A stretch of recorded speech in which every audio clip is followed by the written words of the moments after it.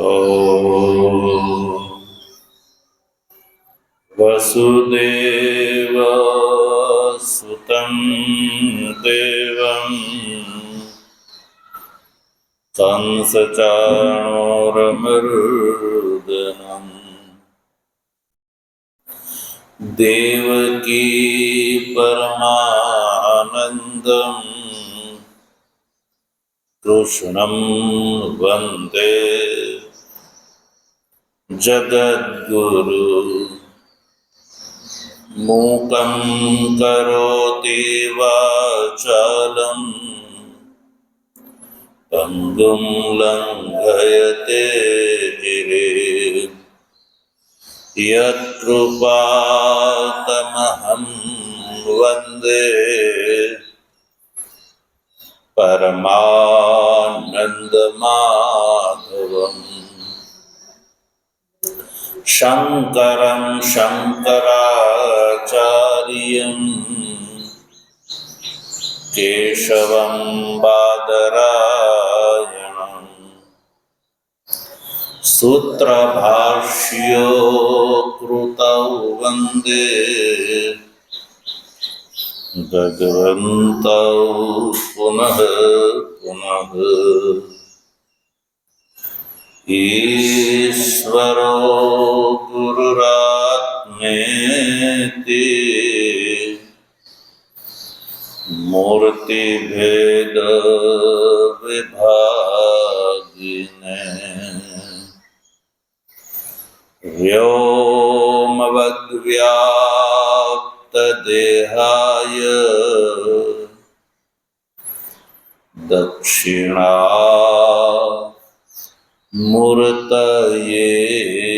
नमः। ॐ शान्ति शान्ति शान्ति।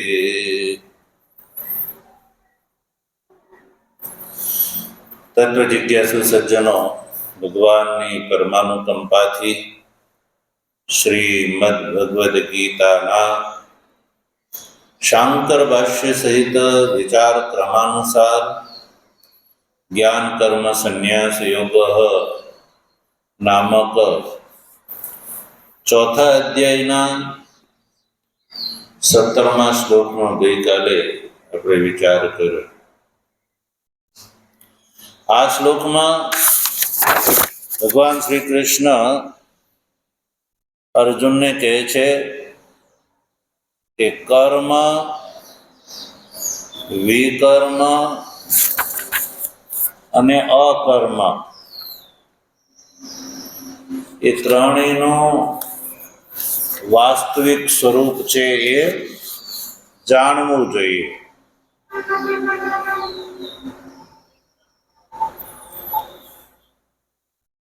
સામાન્યતઃ લોકમાં દેહાદિની ચેષ્ટાને કર્મ કહેવામાં આવે છે અને ચૂપચાપ બેસી રહેવું એને લોકમાં અકર્મ કહેવામાં આવે છે। તો એમાં વળી શું જાણવાનું હશે? કામ કરવો એને કહેવામાં આવે કર્મ, ચૂપચાપ ખાલા બેસી રહેવું એટલે એને કહેવામાં આવે અકર્મ। ભગવાન કહે છે નચ એ તત્વયા મંતવ્યમ, એવું તારે માનવું જોઈએ નહીં। કેવલ દેહાદિથી કામ કર્યા કરવું એનું જ નામ કર્મ અને ચૂપચાપ બેસી રહેવું એનું નામ અકર્મ, એવું તો માનતો નહીં। કારણ કે કર્મ, વિકર્મ અને અકર્મની જે ગતિ છે એ બહુ દુર્લભ છે, દુર્ગમ છે, દુર્ગમ। એટલે ભગવાને કહ્યું કે અર્જુન કર્મણો હપી બોધવ્યમ, કર્મ જે છે એનો વાસ્તવિક અર્થ સમજવો। તો કર્મણ એટલે શાસ્ત્ર વિહિત જે કર્મ છે એ બોધવ્યમ. તો આને શાસ્ત્રવિદ કર્મ કહેવામાં આવે, ખાસ જાણવું જોઈએ. બોધવ્યમ છ વિકર્મણ. વિકર્મણ એટલે પ્રતિષિદ્ધ કર્મ જે છે એ પણ બોધવ્યમ, એટલે એના પણ વાસ્તવિક સ્વરૂપને જાણવું જોઈએ, જેથી કરીને પ્રતિષિદ્ધ કર્મથી બચી શકાય.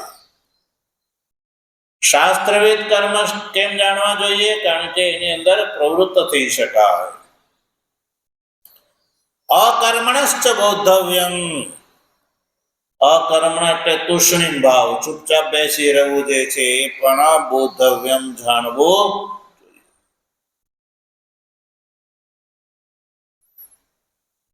કર્મણ બોધવ્યમ અસ્તિ, વિકર્મણ બોધવ્યમ અસ્તિ અને અકર્મણશ્ચ બોધવ્યમ અસ્તિ. અસ્તિ પદનો ત્રણેયની સાથે અધ્યાર કરવાનો. કેમ? ભગવાન ખુદ કહે છે કે યસ્માદ ગહના કર્મણ ગતિ. યસ્માદ એટલા માટે જાણવું જોઈએ કે કર્મણ, અકર્મણ અને વિકર્મણ ની જે ગતિ જે છે એ ગતિ એટલે એનું યાથાત્મ્ય સ્વરૂપ. ગતિનો અર્થ છે એનું યાથાત્મ્ય સ્વરૂપ. એ બહુ ગહના, ગતિ સ્ત્રીલિંગ વાંચે હોવાથી ગહના કહે. એની ગતિ બહુ ગહના છે, એટલે વિષમા છે, એટલે કે દુર્જ્ઞાના છે. જેવું આપણે જાણીએ છીએ એવું એનું સ્વરૂપ નથી. એટલે કર્મની ગતિ ગહન છે, અકર્મની ગતિ પણ ગહન છે અને વિકર્મની ગતિ પણ ગહન છે. એટલે કે કર્મ, અકર્મ અને વિકર્મનો જે યાથાત્મ્ય સ્વરૂપ છે, એ આ વાસ્તવિક તત્વ છે, એ દુર્જ્ઞાન છે, દુર્ગમ છે, વિષમ છે.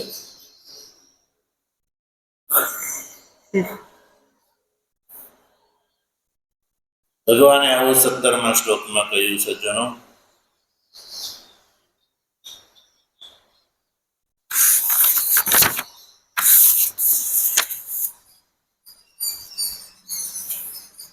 એટલે કે કર્મ, અકર્મ અને વિકર્મ એ ત્રણેયનું વાસ્તવિક સ્વરૂપ સમજવું.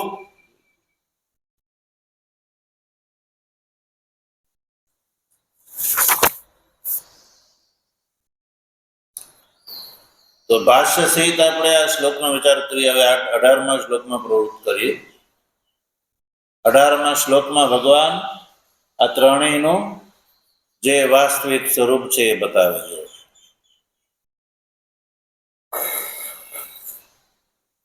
અવતરણ જોઈએ.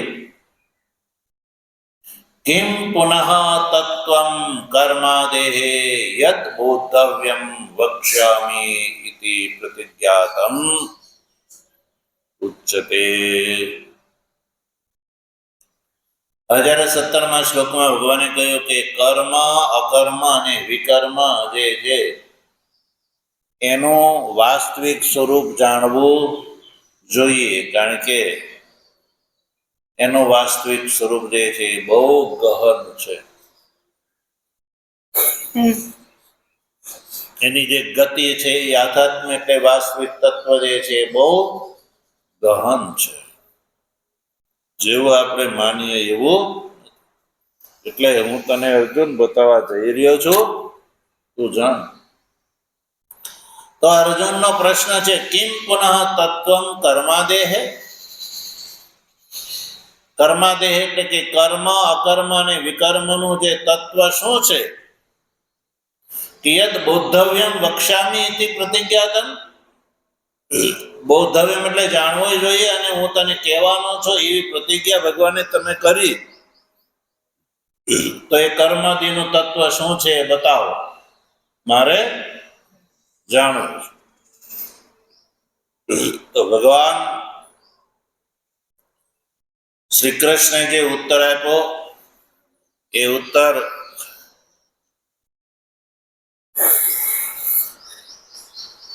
18મા શ્લોકમાં ભગવાન ભાષ્યકાર પ્રસ્તુત કરે છે. જો આ પ્રશ્નના ઉત્તરમાં 18મો શ્લોક પ્રસ્તુત કરે છે. ભગવાને જે કીધું કે બૌદ્ધવ્યમ અને વક્ષામી, જાણવું જોઈએ અને હું તને કહું છું કર્મ અકર્મ વિકર્મનું સ્વરૂપ. 18મા શ્લોકમાં ભગવાન કહે છે, જો શ્લોકનું ઉચ્ચારણ કરીશું. કર્મણ્ય કર્મય પશ્યેત દકર્મણિ ચ કર્મય સબુદ્ધિમાન મનુષ્યેષુ સયુક્તઃ કૃત્સ્ન કર્મ કૃત.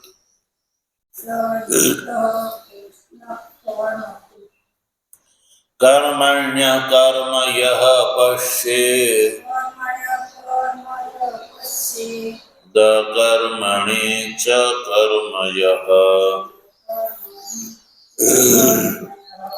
સબુદ્ધિમાન મનુષ્યેષુ સયુક્તઃ કૃત્સ્ન કર્મ કૃત.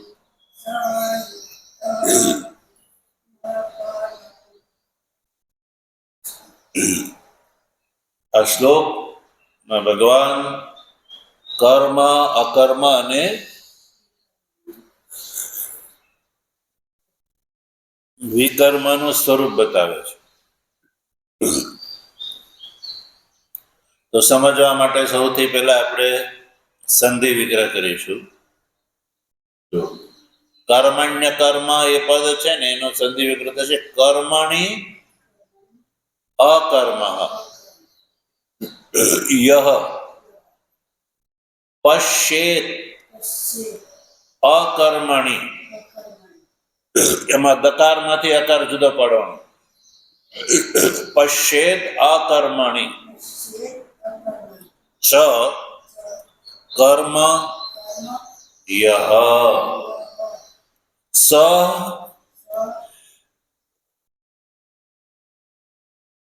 બુદ્ધિમાન મનુષ્યેષુ સયુક્તઃ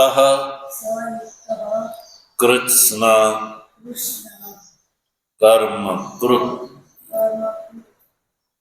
આવું ભગવાને કહ્યું આ શ્લોકમાં, જેનો સંધિ વિગ્રહ કર્યો. હવે આપણે એને વાક્યક્રમમાં બોલીશું. શ્લોકને વાક્યક્રમ એટલે વાક્ય આપણે જલ્દી સમજાઈ જાય. યહ કર્મણિ અકર્મ પશ્યેત યહ અકર્મણિ ચ કર્મ પશ્યેત મનુષ્યેષુ સબુદ્ધિમાન યુક્તઃ કૃત્સ્ન કર્મ કૃત. આ આપણે શ્લોકનો વાક્યક્રમ બેસાડ્યો. શું કે છે?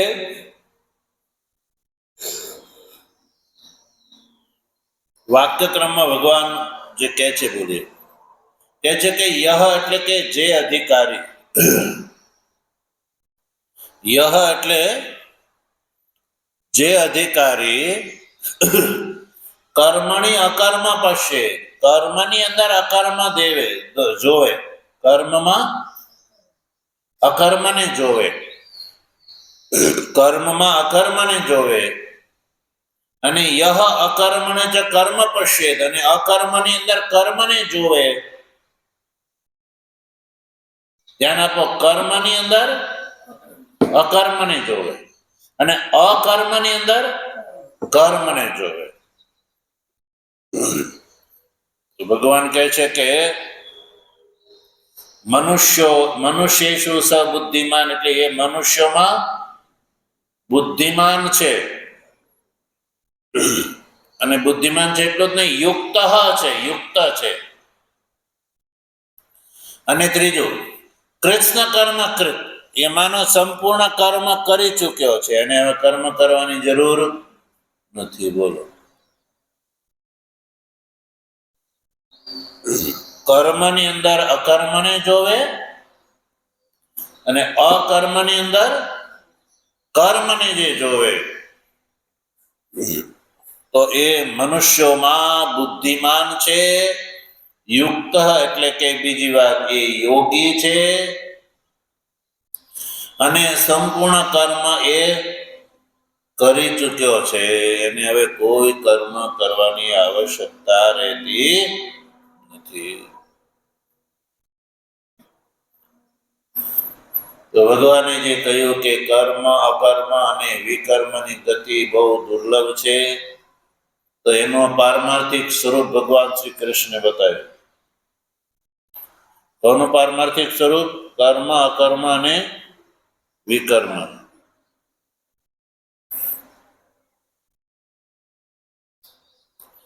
એટલે કે કર્મમાં અકર્મ અને અકર્મમાં કર્મને જે જોવે છે,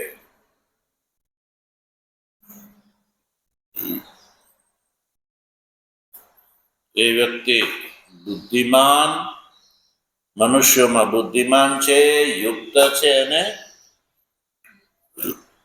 કૃષ્ણ કર્મકૃત છે. તો આપણે વાક્યક્રમથી ભાષ્યને સમજીશું. ભાષ્ય પણ વાક્યક્રમથી સમજીશું. તો સૌથી પહેલા કહ્યું યહ કર્મણિ અકર્મ પશ્યેત. યહ એટલે જો ભાષ્યમાં યહ શબ્દનો કોઈ અર્થ નથી કર્યો. યહ એટલે અધિકારી. ભાષ્યમાં યહ પદનો કોઈ અર્થ દેખાતો, એટલે યહ નો અર્થ છે અધિકારી. કર્મણિ અકર્મ પશ્યેત. કર્મણિ, જો સૌથી પહેલા જો ભાષ્યમાં લખ્યું કર્મણિ, એ મૂળ શ્લોકનું પદ છે. કર્મણિ અકર્મ યહ પશ્યેત. કર્મણિ એટલે સપ્તમી વિભક્ત્યંત પદ છે. કર્મમાં, કર્મણિ એટલે કર્મમાં. તો ભાષ્યકાર સૌથી પહેલા કર્મ શબ્દનો અર્થ કરે છે. કર્મ કોને કહેવામાં આવે? તો કહ્યું ક્રિયતે ઇતિ કર્મ. ક્રિયતે ઇતિ, જે કરવામાં આવે એને કહેવામાં આવે કર્મ. એટલે કે વ્યાપાર માત્રમ. વ્યાપાર માત્રમ એટલે દેહાદી ચેષ્ટા. વ્યાપાર માત્ર એટલે દેહાદીની ચેષ્ટા, એને કહેવામાં આવે. એનો એ કર્મ. અને એ કર્મણી એટલે કે એ કર્મમાં, એટલે કે દેહાદીની ચેષ્ટામાં, કર્મમાં. તસ્મિન કર્મણી એટલે કે દેહાદીની ચેષ્ટામાં. યહ અકર્મ પશ્યેત, જે અકર્મ જોવે છે. દેહાદીની ચેષ્ટા થતી હોવા છતાં પણ જે અકર્મ જોવે છે. અકર્મ એટલે કર્માભાવમ. અકર્મનો અર્થ છે કર્માભાવ. એટલે કે દેહાદીની ચેષ્ટામાં, દેહાદીની ચેષ્ટા થવા છતાં પણ એ દેહાદીની ચેષ્ટામાં જે અધિકારી અકર્મ જોવે છે, એટલે અકર્મા ભાવમ યહ પશ્યેત, અર્થાત કે કર્મનો અભાવ જે જોવે છે. એ પહેલું ચરણ થયું. પછી અકર્મને ચ કર્મય હતું. પછી અકર્મણી ચ એટલે કે કર્મા ભાવે, એટલે કે જ્યાં કર્મનો અભાવ છે, દેહાદીની ચેષ્ટાનો અભાવ. અકર્મણી ચ નો અર્થ છે દેહાદીની ચેષ્ટાનો અભાવ, તુષ્ણી માત્ર. એટલે અકર્મણ એટલે કર્મા ભાવે.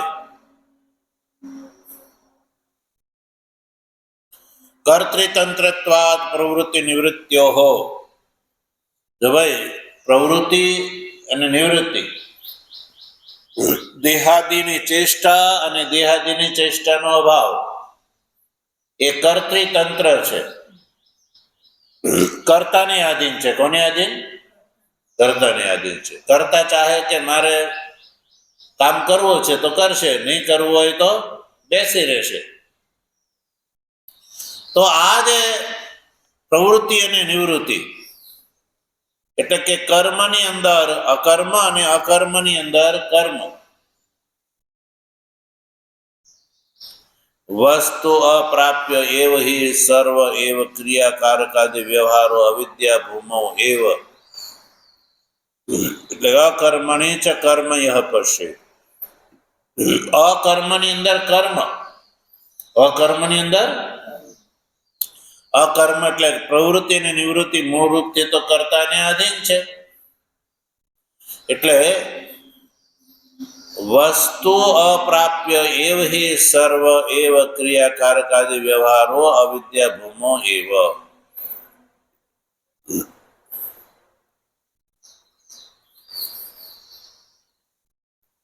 જો વસ્તુ અપ્રાપ્ય એવ, કોઈ કહે કે વસ્તુ જે છે એ તો નિવૃત્તિને આધીન છે, કારક નિબંધન અભાવાત ન તત્ર કર્મ દર્શન. અકર્મની અંદર કર્મનું દર્શન કરવું એ તો અયોગ્ય છે. અકર્મની અંદર કર્મનું દર્શન કેવી રીતે? કારણ કે વસ્તુ અપ્રાપ્ય એવે સર્વ એવ ક્રિયાકારકાદિ વ્યવહારો, ક્રિયાકારકાદિ વ્યવહારો જે છે એ અવિદ્યા ભૂમિની અંદર રહેલો છે. ક્રિયાકારક વગેરે જે વ્યવહાર છે એ શેમાં છે? અવિદ્યા ભૂમિમાં રહેલો છે. અવિદ્યા અવસ્થામાં જ આ બધો વ્યવહાર રહેલો છે. એટલે અકર્મણી ચ કર્મ એટલે કે કર્મ ભાવે કર્મય પશ્યત, કર્મ ભાવની અંદર જે કર્મ જોવે છે. વસ્તુ અપ્રાપ્ય એવ હિ, હિ મને કેમ કે વસ્તુ અપ્રાપ્ય એવ સર્વ એવ ક્રિયાકારકાદિ વ્યવહારો અવિદ્યા ભૂમો એવ. સંપૂર્ણ ક્રિયાકારકાદી જે વ્યવહાર છે એ અવિદ્યા ભૂમિની અંદર રહેલો છે, પરમાર્થ દશામાં નથી. એટલે અકર્મણી ચ કર્મ ભાવ એટલે કે અકર્મ જે છે આત્મા અકર્મ છે, આત્માની અંદર કોઈ કર્મ નથી અને એની અંદર જે કર્મ જોવે છે એટલે કે અવિદ્યા અવસ્થામાં જે કર્મ જોવે છે. અવિદ્યા ભૂમો એવ કર્મ યહ પશ્યેત, પશ્યેત મને પશ્યતિ. સબુદ્ધિમાન મનુષ્યેષુ, તો ભગવાન કહે છે કે બુદ્ધિમાન એ મનુષ્યોમાં એ બુદ્ધિમાન છે. એટલો જ નહીં, સયુક્ત, યુક્ત એટલે કે યોગી છે, એ યોગી છે. અને કૃષ્ણ કર્મકૃત છે. એ કૃષ્ણ કર્મકૃત એટલે સમસ્ત કર્મકૃત છે, એ સમસ્ત કર્મોમાંનો કરી ચૂક્યો છે. સ ઇતિ એટલે સ ઇતિ સ્તુયતે, આ સ્તુતિ કરે છે ભગવાન. કોની? કર્મ અકર્મણ ઇતરેતર દર્શિની. કર્મની અંદર અકર્મ અને અકર્મની અંદર કર્મ જોવા વાળા જ્ઞાનીની ભગવાન અહીંયા સ્તુતિ કરે છે. સજ્જન,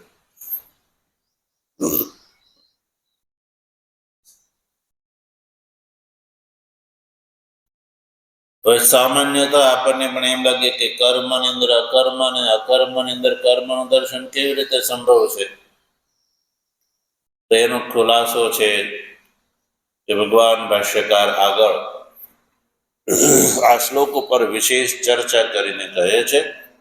ભગવાનની કૃપા છે, તમે વિચાર આપણે આગળ કરીશું. ઓમ વસુદેવ સુતમ દેવમ કંસચાણૂરમર્દનમ દેવકી પરમાનંદમ કૃષ્ણં વંદે જગદ્ગુરુ.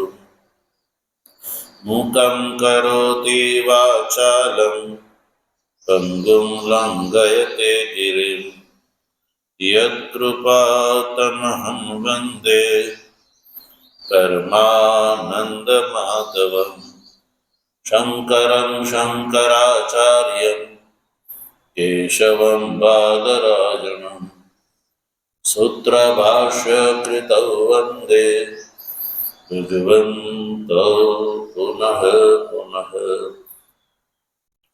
ईश्वरो गुरुरात्मेति मूर्तिभेदविभागिने व्योमवद्व्याप्तदेहाय दक्षिणामूर्तये नमः।